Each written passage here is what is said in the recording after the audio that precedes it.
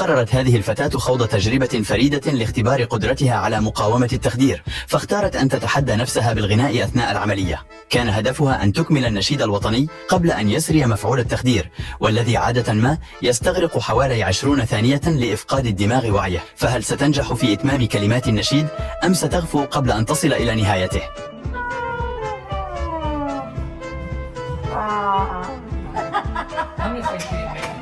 كان هذا الرجل يعمل في أحد أفخم الفنادق ذات ال5 نجوم، وكان يروي لأصدقائه بفخر أسرار إتقان ترتيب السرير وفق المعايير الراقية لهذا المكان. بدأ بخطوة مذهلة حيث فرد الغطاء بحركة واحدة سلسة ومتقنة وكأنه محترف في فن الضيافة، وبعد إنجازه للجزء الأصعب أضاف لمسات أخيرة بعناية ودقة ليضمن أن كل التفاصيل مثالية. مهاراته الاستثنائية أدهشت من حوله ونالت إعجاب الجميع. ألا يستحق ذلك تقديرا؟ هيا يا أولادي لنعبر هذا المصرف معا. أنا أشعر ببعض الخوف من أن يسقط أحدكم. يا إلهي، ماذا يفعل هؤلاء الناس؟ ألا يخافون أن يسقط أحدهم في هذا المصرف؟ هذا طريق، ويجب أن يكون هناك جسر صغير على هذا المصرف حتى يتمكن الناس من العبور بأمان. حسنا، سأتصرف الآن وأقيس المسافة أولا. يبدو أن هذه الصخرة جيدة لعمل جسر مؤقت. دعونا نبدأ بقياسها الآن. سأحملها رغم أنني أعلم أنها ثقيلة جدا، وإذا كان هذا سيجعلكم تشتركون وتضغطون على إعجاب للفيديو فسأفعل ذلك بكل سرور. ها أنا قد انتهيت من وضعها، أليس هذا رائعا؟ ما رأيكم يا أصدقائي فيما فعلت؟ سأقوم بتثبيتها أيضا بحجر صغير حتى لا يسقط أحد أثناء العبور. اسمحي لي أن نلقي نظرة. حسنا، ما هذا التنين القذر؟ لماذا تقوم برمي التنين في الأرض؟ أختي لا تبكين، سوف أصنع لك تنينه كبيره جدا. ها قد أتيت بالخرزان وبدأت في تقطيعه وتجميعه، وأيضا استخدمت بعض الفل من فضلك. ماذا تصنع أيها الغبي؟ هل ستفعل تنينا من هذا الخذران القذر؟ ابتعد عنه، أنت شخص محبط بالتأكيد. سوف أنجح في أن أصنع تنينا كبيرا. هل تعتقد أن الناس سيعجبهم هذا التنين ويشتركون في القناة ويدعموننا بلايك؟ أخي، أعتقد ذلك لأني سوف أصنع تنينا كبيرا. ها قد انتهيت من التنين. يا أختي، هيا لنجربه. إنه تنين ضخم وجميل جدا، والكثير من الناس سيعجبهم. هذه الفتاة الصينية تمتلك موهبة مذهلة في عملها، فهي تبدو وكأنها ترسم لوحات فنية بخيوطها المتقنة. بمهارة فائقة تمسك الخيط في يد وتنسجه بالأخرى بحركات سلسة ودقيقة. الحركات التي تتطلب من البعض وقتا وجهدا طويلين تكاد تأخذ منها بضع ثوان فقط، وكأنها خلقت لتتقن هذا الفن. أليس هذا الفتاة تستحق إعجابنا؟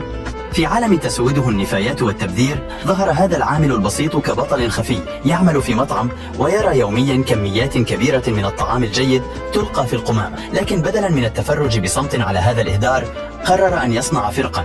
في نهاية كل ليلة يقوم بتعبئة بقايا الطعام الطازج بعناية، ليس بهدف التخلص منها بل لتقديمها إلى من هم في أمس الحاجة إليها، المشردين الذين يكافحون في الشوارع من أجل وجبة تسد جوعهم.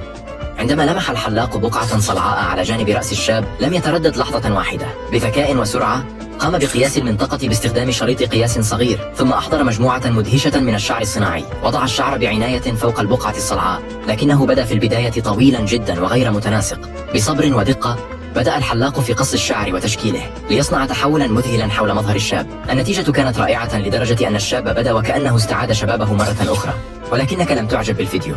كان هناك مسابقة عائلية ممتعة حيث قدم كل فرد من أفراد الأسرة نوعا مختلفا من الآيس كريم لطفل صغير. كانت القاعدة بسيطة، الشخص الذي يختاره الطفل ليأخذ منه الآيس كريم سيفوز بمبلغ من المال. اندهش الطفل لرؤية كل هذه الأصناف اللذيذة من الآيس كريم تعرض أمامه بإغراء. بدأ الطفل بتذوق الآيس كريم الموجود بجانبه، لكنه لم يعجبه، ثم تذوق صنفا آخر من والده واختاره أخيرا.